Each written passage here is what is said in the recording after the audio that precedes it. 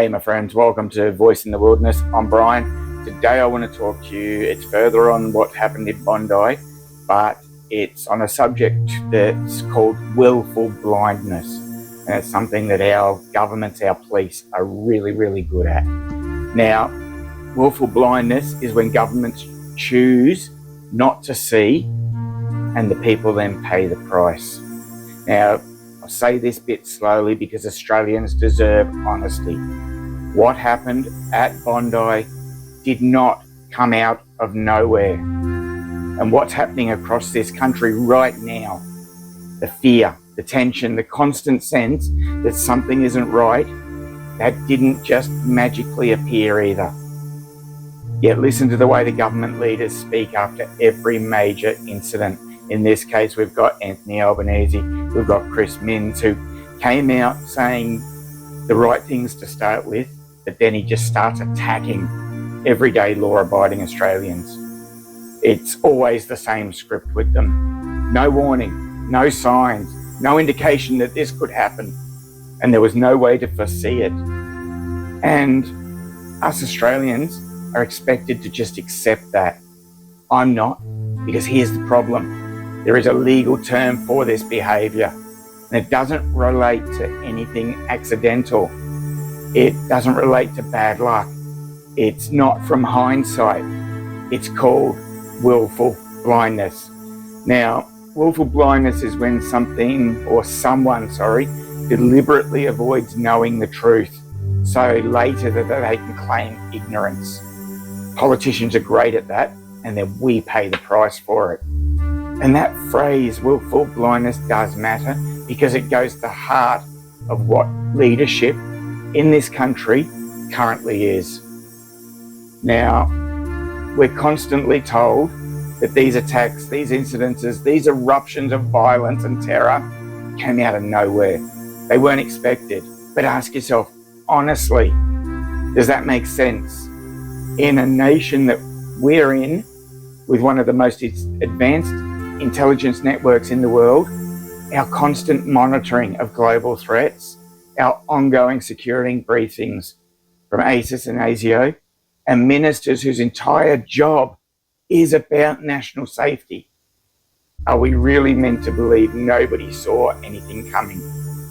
Because behind closed doors, intelligence agencies don't speak in headlines. They speak in risk assessments, trend analysis, escalation warnings, probability curves, and they don't say this exact thing will happen at this exact time, but they do say things like the threat levels are rising, ideological radicalisation is increasing, risk environments are deteriorating, targets of opportunity are expanding.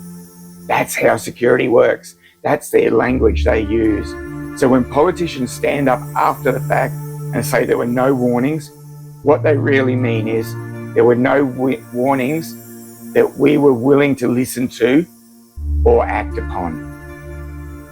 Now, from what has been publicly discussed and analysed, ministers responsible for foreign affairs, that being Penny Wong, home affairs, that being Tony Burke, and repeatedly briefed about growing risks, or they were repeatedly briefed about growing risks, and that includes our useless, spineless Prime Minister, who has backed the terrorist regime for so long. He has backed Palestine as a nation for so long. In the grainy video, Mr Albanese can be seen protesting against Israel's occupation of Palestine, next to a sign that reads, "Stop the Israeli slaughter, free Palestine now." Mr Albanese also used a microphone to condemn the Israeli military. Children throwing rocks with helicopter gunships, with tanks and with missiles. Now, these weren't one-off emails, they weren't vague rumours around the water cooler, but repeated briefings from those professionals, from agencies whose sole purpose is to prevent this exact outcome that happened at Bondi. And yet, when Bondi happened, the public messaging from politicians and the law enforcement was immediately and uniform. This was unforeseeable. This came without any warning. There was no failure. But that framing does something very dangerous for every Australian. It rewrites reality, and we're seeing too much of that already in everything these days. 3,000 visas for Palestinians. Tony Burke disgracefully plays the race card after being caught on film at the airport greeting Gazan refugees. Of course, Gaza is controlled by the terrorist group Hamas. This looks like a blatant exercise in vote harvesting. So perhaps Mr. Burke can explain why he was there, how many Gazans are coming to our country, what security checks are being made, and whether Australians can be confident no supporters of terrorism are coming to our country. But Australia's taking far more than any other country. Why? And what security checks are in place? Are we vulnerable?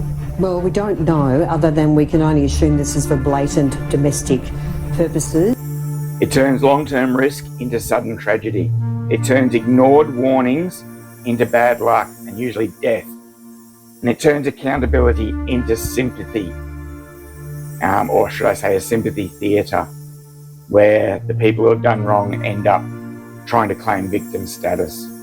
Now, it has also meant the death of 15 Australians and severe injuries to many more, because if it came out of nowhere, then no one is responsible.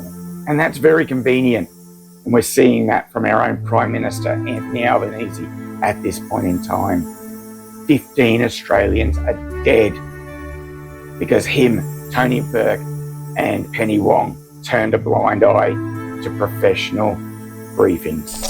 Of the father of the son. The son is an Australian-born citizen. The father arrived in 1998 on a student visa, transferred in 2001 to a partner visa, and after each trip overseas since then has been on resident return visas, which has occurred 3 times. Now, that makes people angry, but here's another part that makes people even angrier, and rightly so. When government refuses to act early, they always act too late. And late action is never targeted at the problem. It's never precise, it's never measured. It's blunt force policy. It's policy that is directed at the law-abiding in our nation, and not the criminals or extremists. For Pete's sake, the PM couldn't even bring himself to say the truthful words, Islamic terrorist or Islamic extremist attack. And that knee-jerk reaction that we're seeing, that blunt force policy, sees everyone getting surveilled, everyone gets restricted, everyone gets punished. And in this case, people like myself, the legal, law-abiding, heavily vetted, heavily controlled firearms owners and users. Instead of stopping real threats. Anger is growing about why police allowed the demonstration while warning Sydney's Jewish community to stay home. They were fired up, frenzied. What was meant to be a peaceful pro-Palestine demonstration, anything but. As an Israeli flag was set alight, flares thrown, and anti-Semitic slurs chanted in front of one of Sydney's most famous landmarks. The response becomes from the government: more laws, more controls, more powers, and less freedom. Law-abiding Australians pay the price for the government's leadership failure. Families feel unsafe in places that once felt normal. The police are stretched, we know that. Communities are fractured and our trust erodes in them. And some of these states, like the police in New South Wales and Victoria during COVID, our trust in them diminished greatly to start with. And now they go and they allow this to happen. Well, we can't put the blame solely on the police. It's the politicians that knew this was going to happen. And they used the language of denial. And listen carefully to that language used after these events. They used language like, it's not appropriate to speculate. Now is not the time for blame. We must avoid politicising tragedy. And that's all these politicians have done. They've politicised the tragedy. for their own gain. Even Pauline Hanson, the photo shoot that she got, built her publicity, and that's what they do it for. No, because it looks and sounds noble, but what it really does is it freezes the accountability. Because if you're not allowed to ask hard questions after an attack, you're definitely not going to be allowed to ask them before the next one. Accountability doesn't dishonour victims. Negligence does. Negligence by this government, these state and federal government, is what dishonours the victim. Now, don't get me wrong, this isn't about left or right. It's about the reality of the situation. This isn't a party issue because every politician is the same. They feather their own nests regardless of what their followers believe. It's a governance issue. Like our own Prime Minister has never done a hard day's graft in his life. He's been a career politician, and that's dangerous for Australia. When leaders care more about optics and outcomes, when they manage narratives instead of the risks, when they avoid uncomfortable truths because they're politically inconvenient, like with the PM, because he's always been an open supporter of Palestine and a Palestine state, and therefore Hamas, and the rorts we saw with citizenships in Tony Burke's seat with imported, poorly vetted Islamists at the last federal election, what are we supposed to think? They stop protecting people that they're supposed to serve. Because despite his denials to the 2GB breakfast show, some of the Islamic State brides have now arrived in Australia. And yes, these are the same ISIS wags that I messaged the Minister about on the 28th of August. And that was the time when the Minister's office and the federal government had the chance to offer transparency and tell the truth. Instead, they tried to hide. Because they're bringing in other people who will blindly vote for them for the time being. We see that in the UK now. These people were voting for the people who brought them in to start with, but now they're forming their own parties. And that's when we'll get things like Sharia law. So we need to understand that no one is asking for a fear-mongering. No one is asking for panic. These things happen when the government doesn't listen. No one is asking for any violence, because that then makes us as bad as those on that Sunday in Bondi. Australians are just asking for honesty. If the threats are increasing, just say so. If risk environments are changing, say so. Tell us. If hard decisions need to be made, then go and make them. Make them early. Because pretending danger doesn't exist doesn't make it disappear. It just delays the consequences. And like Bondi, it gets good, honest Australians killed. So let's be clear. Willful blindness is not ignorance. It's not even incompetence. It's a blatant choice by these politicians to ignore the warnings, a choice to look away, a choice to downplay the briefings, a choice to avoid responsibility, a choice these politicians made that got Australians killed. They are complicit. And it's not by these Australians were not killed by the equipment that these politicians are now knee-jerk banning, but by the demented minds that live in ideology and won't integrate to living the Australian way. The ones that the politicians are ignoring, the ones that now they're bringing in knee-jerk reactions to punish Australians and not the ideology that started this. And when leaders choose not to see what's in front of them, the public, we, Australians, all we become to the politicians is collateral damage, target practice for the extremists that they let into this country, that they are allowing more and more every year into this country. 3,000 visas for Palestinians. I don't know whether it's still 1,500 a week they're allowing into this country, but I think that was the stats last year. And now Australians are living with heightened fear, reduced trust.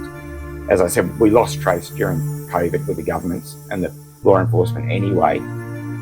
We're getting restricted or increase in our restrictions, which is an increase in restricting our freedom. And we're getting unanswered questions.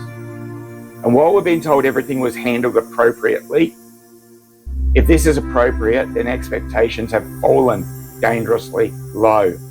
And if they had been handling it appropriately, one, it wouldn't have happened to start with.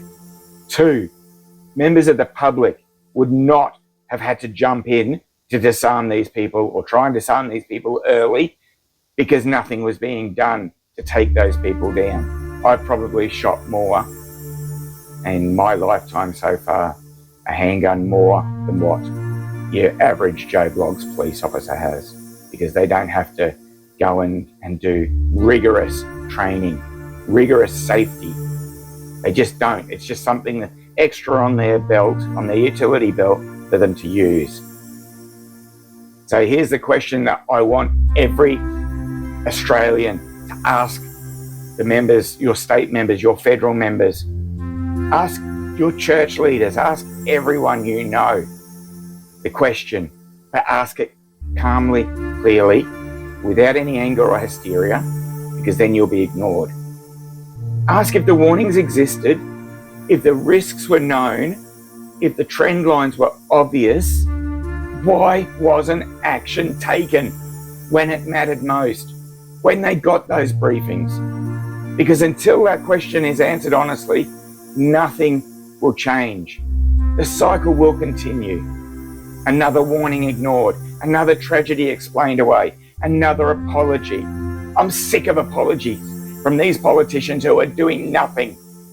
It's another loss of freedom for us, for Australians, and I am sick of it, as I know many of you are. We deserve better as Australians than the politicians' managed ignorance.